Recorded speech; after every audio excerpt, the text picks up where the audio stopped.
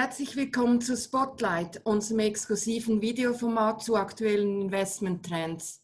Heute spreche ich mit Dr. Daniel Kohler, Head Investment Management Team von BB Biotech, über den Biotech-Sektor in sehr herausfordernden Zeiten. Hallo Daniel, schön, dass du dir heute Zeit nimmst. Hallo Tanja. Eine Frage, die uns alle beschäftigt.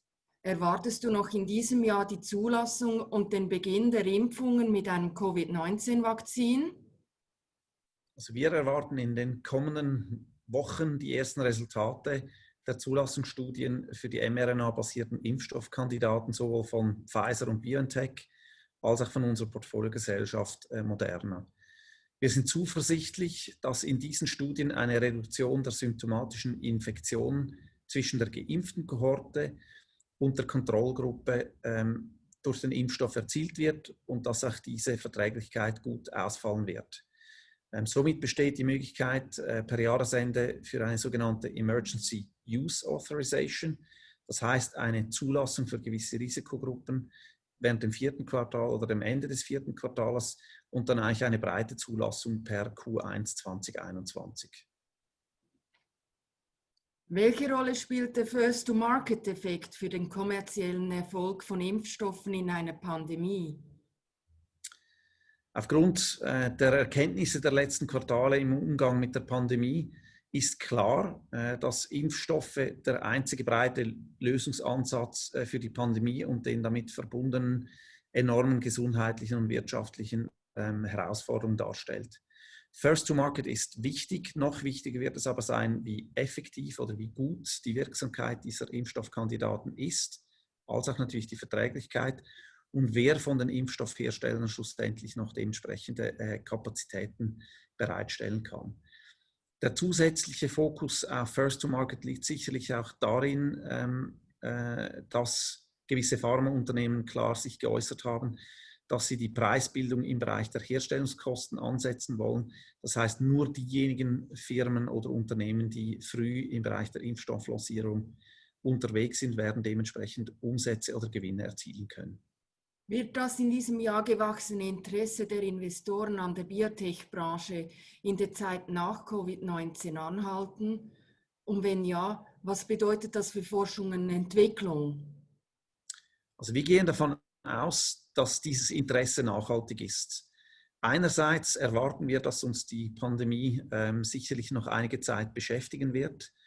Und andererseits glauben wir, dass die Biotech-Branche weiterhin eine zentrale Rolle im Bereich der innovativen Medikamentenentwicklung einnehmen wird, wie sie es historisch schon getan hat, aber auch aufgrund der Pandemie von neuen Ansätzen profitieren wird, sei dies Prozessoptimierungen, schnellere klinische Studien, als auch bis hin zur Akzeptanz beispielsweise von diagnostischen Tests, sei dies im Bereich eben klar von Covid-19, aber sicherlich auch zukünftig möglicherweise durch eine höhere Akzeptanz von genetischen Tests, sei dies bei verschiedenen Erberkrankungen oder auch im Bereich der Onkologie.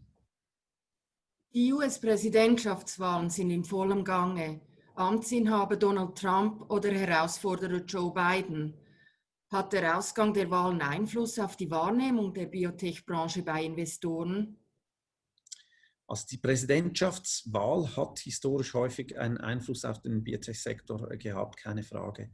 Wir betrachten aber mit größerem Interesse den Ausgang oder die neue Zusammenstellung, die wir zukünftig im US-Kongress haben werden.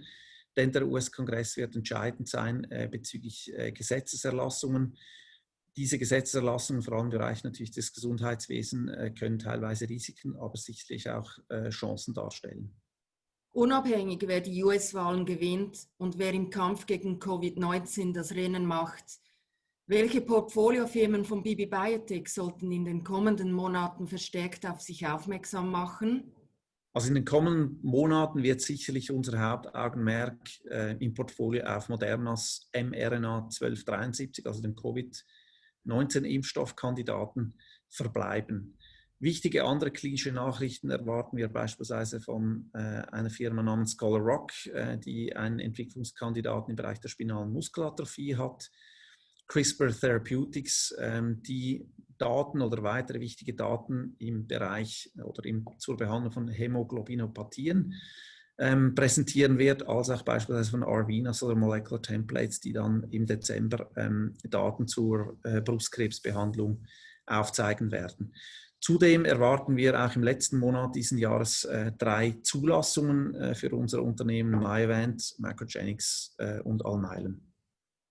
Welche Themen beschäftigen dich bzw. dein Team derzeit besonders? Welche Technologien und Unternehmen stehen im Vordergrund eurer Research-Arbeit?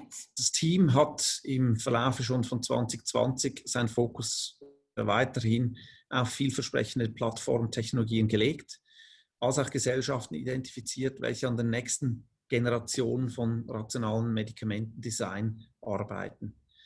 Mit Relay ist sind wir eine neue Portfolioposition eingegangen, welche mit neuen Verfahrensmethoden sowohl Proteinstrukturen als auch noch von größerem Interesse die Beweglichkeit dieser Eiweiße studieren kann oder besser studieren kann und damit neue Wirkstoffkandidaten identifizieren und jetzt schon in der klinischen Entwicklung hat. Wir konnten in den vergangenen Monaten mit Angeboten von Gilead, Sanofi oder J&J doch einige Übernahmen beobachten. Wird dieser Trend weitergehen? Also interessanterweise haben Übernahmen im ersten Halbjahr kaum eine Rolle gespielt.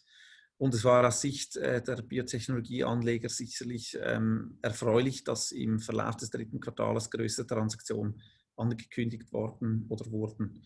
Leider haben wir an diesen nicht partizipieren können, aber erfreulicherweise für unser Portfolio hat dann Anfangs Oktober Bristol Myers Squibb eine Übernahmeofferte von $12 Milliarden für MyoKardia lanciert, wovon wir und unser Portfolio sicherlich profitieren konnte. Herzlichen Dank für die spannenden Einblicke. Ich wünsche dir weiterhin viel Erfolg und vor allem gute Gesundheit. Vielen Dank.